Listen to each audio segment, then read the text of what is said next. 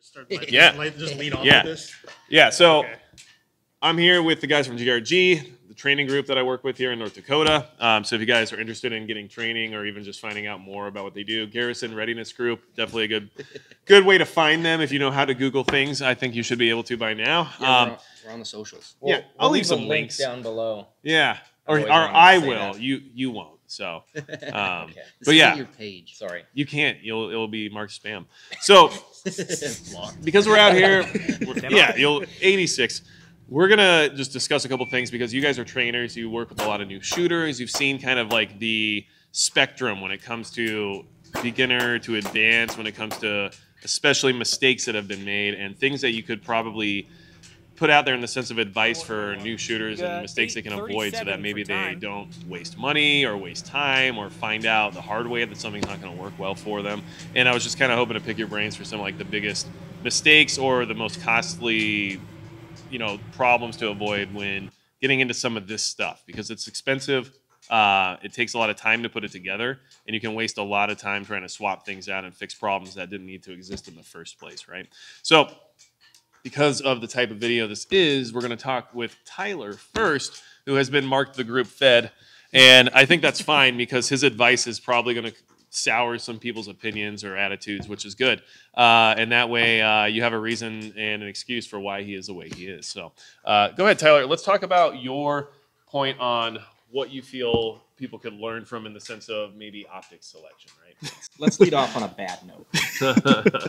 No, we were talking about, like you asked us, like what's something that a lot of beginners make when they first get into shooting in general and stuff like that. And the first thing that came to my mind was just when they're building their first rifle, like either, and when I mean rifle, usually like AR-15 or similar intermediate caliber carbine. They'll go for a cheap set of iron sights because it's the quickest way and cheapest way to get some kind of sighting system on the carbine just to have some kind of sights. But I really think that's a big mistake. Just cheap iron sights are just not worth it. I would rather someone will go for a cheaper red dot of the same value. Like the one that comes to mind is like the Magpul M-Bus sights. Like most of the time they're fine, but I've seen quite a few that either will not obtain a 0, mainly because their windage is too bad, because the bases are made of polymer and they're not always true to the rail that you mount them on. A lot of the times whenever you mount them on, you actually have to force them on and you're scraping off polymer as you do that. And because of that, sometimes they'll wind up actually canting themselves a degree or two off. That is how you install those, yeah. Yeah, and you may not be able to get an accurate 0 at like 100 yards or something like that, which I believe is what they were calibrated to be used at, but or at least zeroed at. And I think for the money that you spend in there, which is usually about $180 to $200, I guess, depending on where you buy it from, if you spend that on an equivalent price red dot, I think you'd be better served.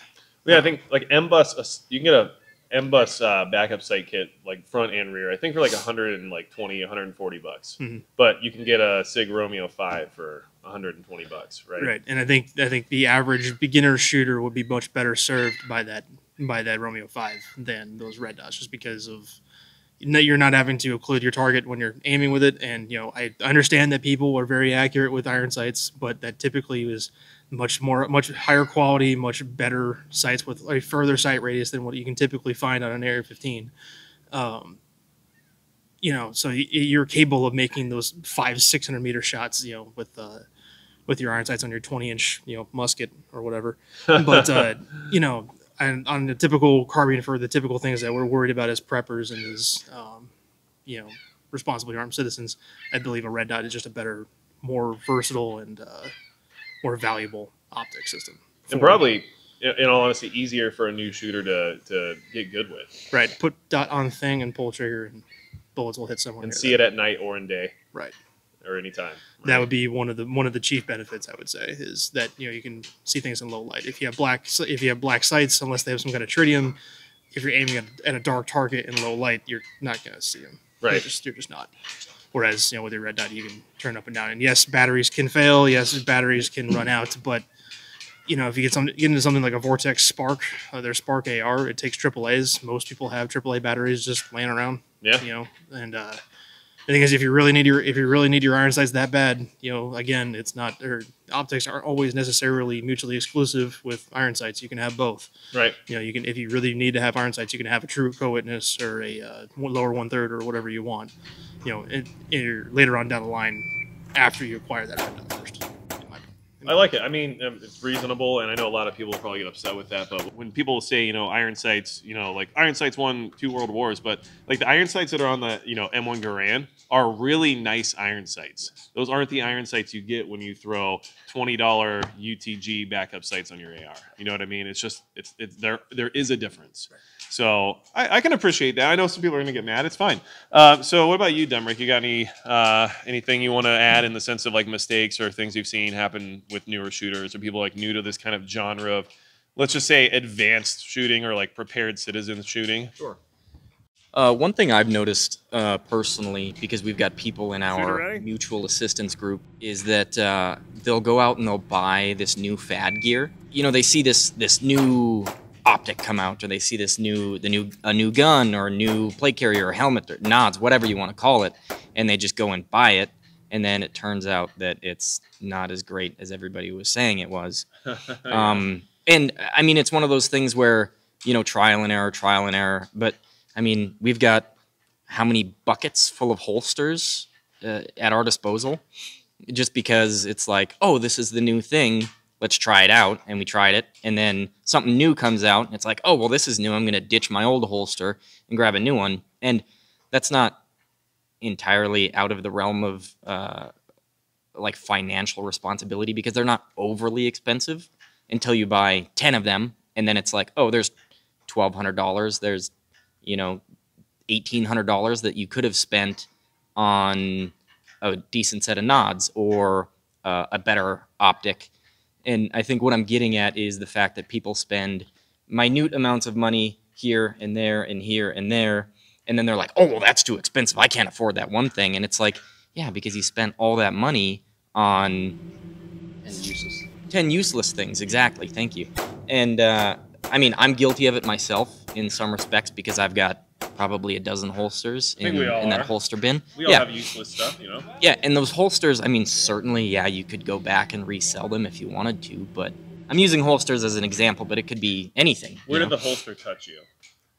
I feel like there's a lot of animosity with holsters here, It touched me in my 12 o'clock. You can't say the word phobos around it. Yeah, no, let's not. Yeah. Let's see it. Did you have a point you wanted to make? I would like to. Yes. Too bad. So we're using the holster as somewhat of a justification, but not to seem hypocritical. We are also guilty of all of these same things, and it happens to be a justification for us to have this bin of holsters because we offer training. And the example that Demrick used is true. We have 8 different plate carriers, and when people come out to our events, we offer to lend them a plate carrier. So it works out for us. That doesn't mean that we're not guilty of the same frivolous spending. It just, we had to justify why we have 8 plate carriers and 20 holsters, so we just started training people with firearms. Yeah, that's the whole reason. No, that's it. Started, yeah. So not to seem like hypocrites, right? We're guilty of it as well.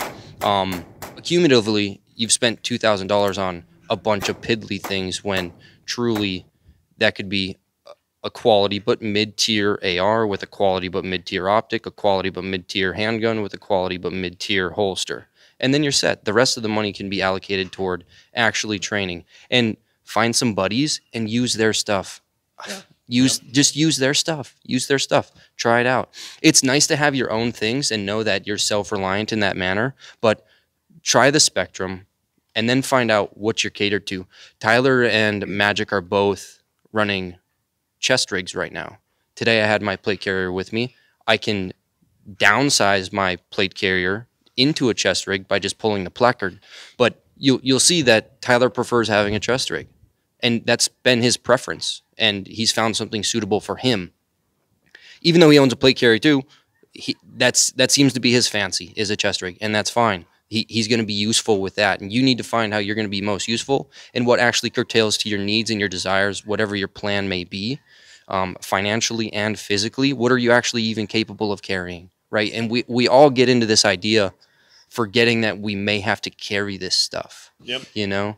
And you might have to carry your kids so you can forget about your cool guy stuff, right? Because you know, kids are just like suitcases with no handles. So like, I mean, for real, you know, at least I can put my backpack on and carry that stuff. But how do you carry a kid? In the backpack. Yeah, for sure. So, you know, not to mention how you're going to transport your children or an injured member, stuff like that, you know. So keep in mind, don't be too attached to this stuff because, you know, you might not be able to take it with you. So that'd be my point, you know, is just being a little bit more specific about what you actually spend your money on and a little bit more committed to what you're going to spend your money on. And don't cut corners with gear, because despite saving some money, in spite of that, you'll probably still pay a price, you know. And like they mentioned with the super cheap flip up irons, you know, those are going to break the first time your rifle falls away from the table and it lands, you know, heads down. You're going to snap those things, you know. Now that's granted, it's only $20, right? Or whatever, 40, something like that you snap. But it's just being a little bit more specific, and I think like a little bit more pragmatic, and trying to find real utility in the stuff you spend your money on. Yeah. I like it. I like it. So I got to mention, channel's biggest supporter is Midway USA. And I wanted to say that in front of everybody in that way so that they wouldn't have any idea what was about to happen. But it is true. Midway supporting the channel, supporting what I do, helps a lot with being able to come out here and do the stuff that we do. And it lets me, you know, do more of it. So What's that? Yeah. Maybe not, but either way, I do need to mention that because it's pretty awesome. And I think, you know, it's the right type of company to support what we do in this community. You know what I mean?